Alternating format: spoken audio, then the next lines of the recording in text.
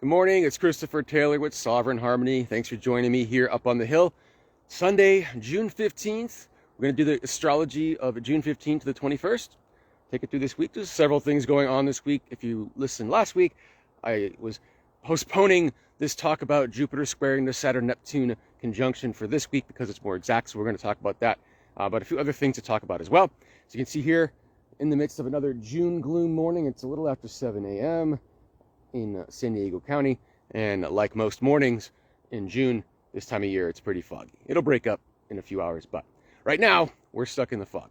Anyway, so just as an overview of this week, right now this weekend we're still in the midst of a square between Mars and Leo and Uranus and Taurus in the late degrees of those signs. When we get into Monday Tuesday time frame, we're going to have the Sun in Gemini sextiling Chiron in Aries, also in late degrees of their signs.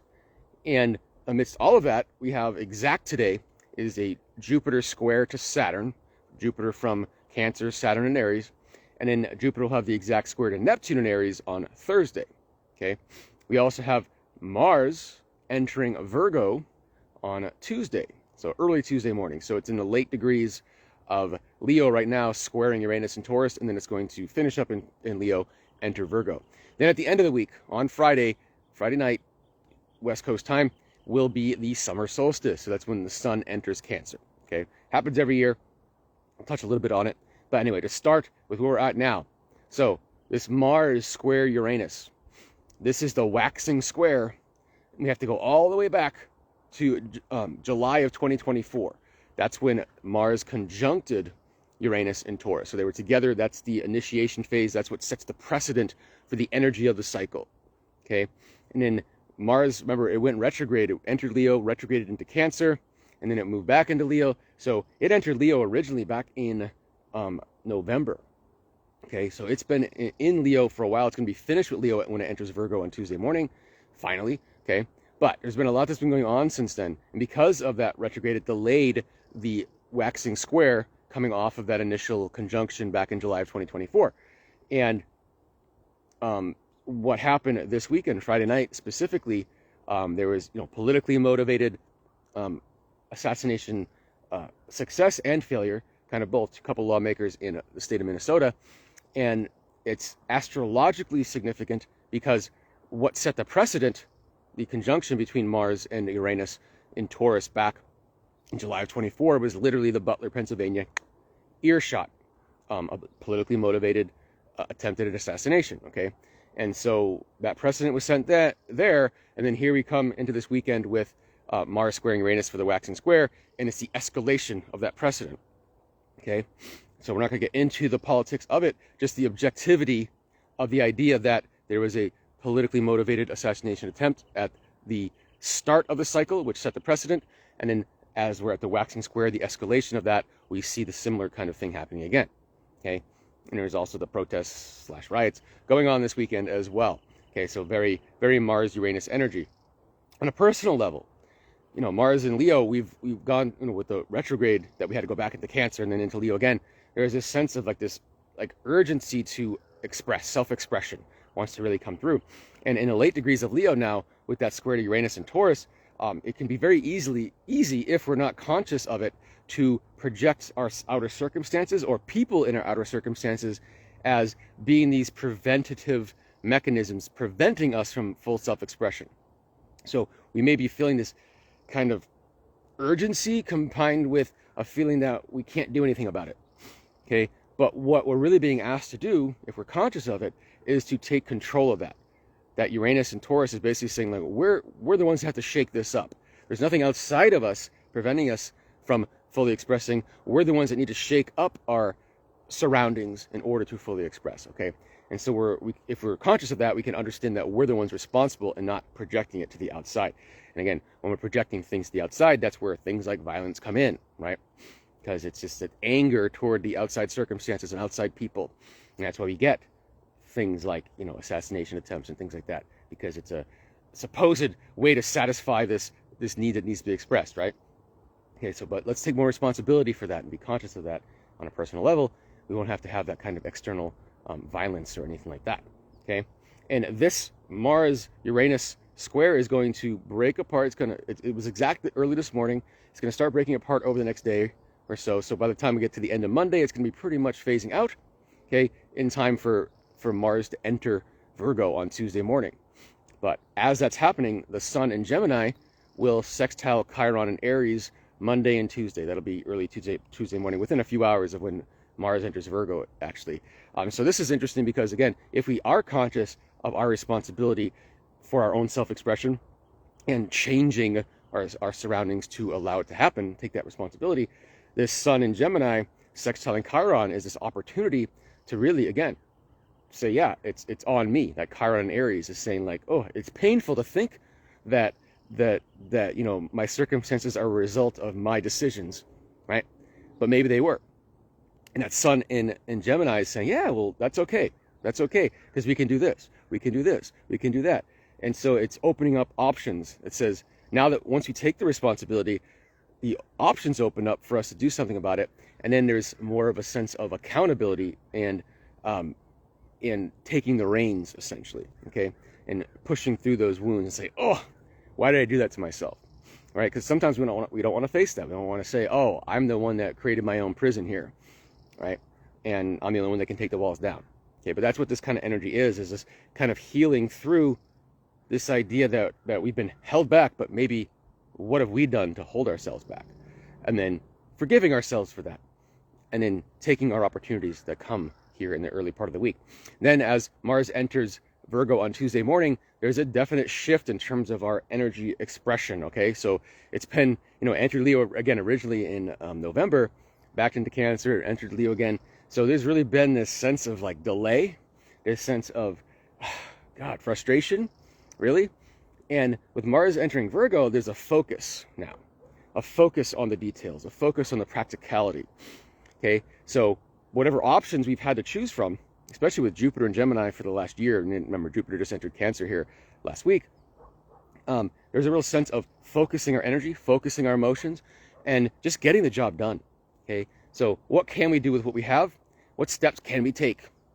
And can we do those little things that add up to big things over time, okay? So it's no longer poor me, it's more like, all right, what can I do right now in this moment? Maybe it's, can I have one less drink tonight, for example? Can I go on one more walk this week? Doing something that is positive and healthy. That's what Virgo has a lot to do with, right? That is going to be functional toward what our intentions are, what the intentions of our actions are, really. That's what Mars and Virgo has to do with. Okay, so there's a real sense of refocusing, and combined with Jupiter and Cancer, there's a sense of commitment to that refocus, okay? So we're going to be less inclined to waver from what we're committing to. And that can be a good thing. We can be very productive in this kind of energy shift that we're going through this week. Okay? Then, as we move to the end of the week, like we said, the solstice will be on Friday. Okay, that happens every year. Obviously, that's going to be the peak. So after that, the daylight starts getting shorter and shorter in the northern hemisphere. It takes a little while to kick in. It won't be till August till you start noticing it, but it does happen every year. This year, though, when that solstice point hits, when the exact point that the sun enters Cancer, we'll have the moon freshly in Taurus, so a nice little sextile to that sun. That's not going to happen every year. And there's going to be that Mars in Virgo that we just talked about. That'll also be in a sextile to the sun when it enters Cancer. And so they're going to form a nice little triangle. So it's Mars trining the moon, Mars in Virgo trining the moon in Taurus, with the sun right in the middle, sextiling both ends in Cancer. So it bodes well, for this sense of shifting into this era of commitment and focus, that we're going to get down to work here coming in the coming months. So we've played with all the possibilities. We played with all the healing that had to be done to figure out where we actually want to direct our energies, etc. And now there's a real sense of focus and commitment that we can really get into. And then in the backdrop for this whole week, that again, what I delayed for this week from last week was Jupiter in Cancer forming a square to both Saturn in Aries and Neptune in Aries. Now, Saturn and Neptune are not an exact conjunction, but they are within 1 degree orb, and they will be through the end of August. And Jupiter is going to first make the square to Saturn today in Aries, and then on Thursday to Neptune.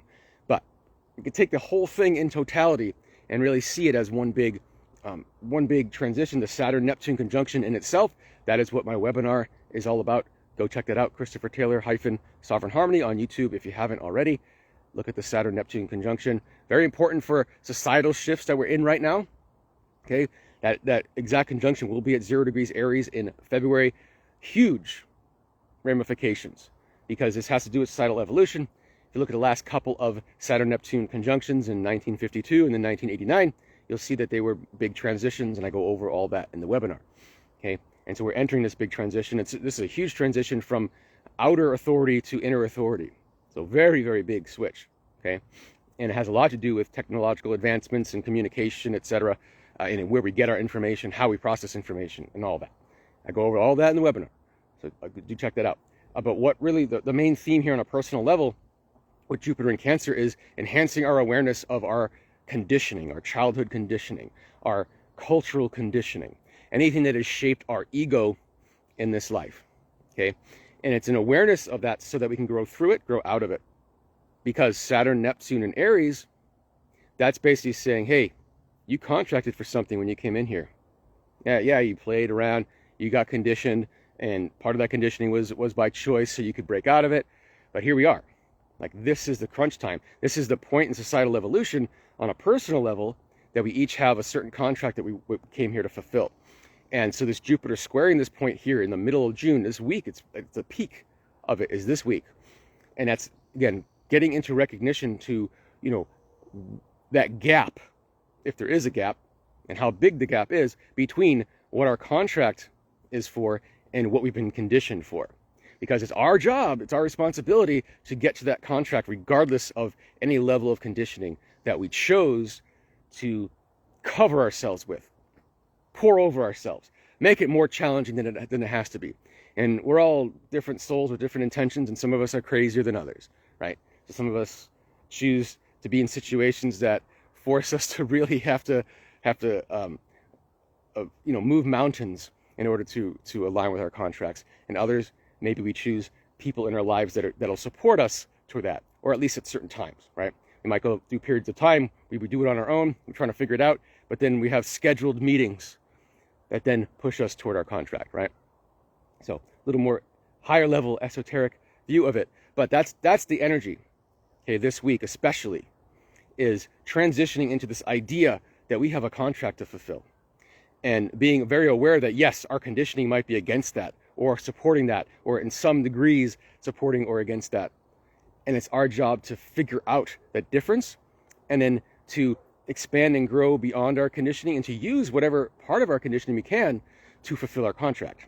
Because there's some useful stuff in that, even if it can feel like it's deterred us from it, right? There's always useful stuff. And that's our job, is to take the best and leave the rest from our conditioning, and then use whatever is useful to push forward from here. So that'll wrap it up for this week. Pretty intense week. Not tame at all. Anyway, so thanks for joining me. It's today's Sunday, June 15th. I'll be back next Sunday, the 22nd, and we'll talk a little bit more about what's going on. I can't believe this year is flying by as fast as this is. But anyway, I do have a special going on this summer through Labor Day, and so you can check that out if you follow me on Facebook. I post all the time, all week. Same with here on Instagram. I do some more written posts. Okay, so if you're not on there, do follow me. It's Sovereign Harmony Astrology in both cases, so you'll get more frequent updates on what's going on. And I'm going to post about that summer special, so you can take advantage of that discount. Take a look at your chart in terms of the details of what all this means for you specifically. Okay, so that's there for you. Also check out that webinar on the Saturn-Neptune conjunction. Go to Christopher Taylor - Sovereign Harmony on YouTube.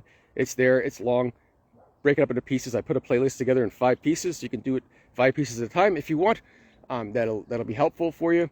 But anyway, any questions, please let me know. If you're interested in setting up a consultation, let me know as well. Otherwise, enjoy your week. Take responsibility where it's yours, and we'll see you next week.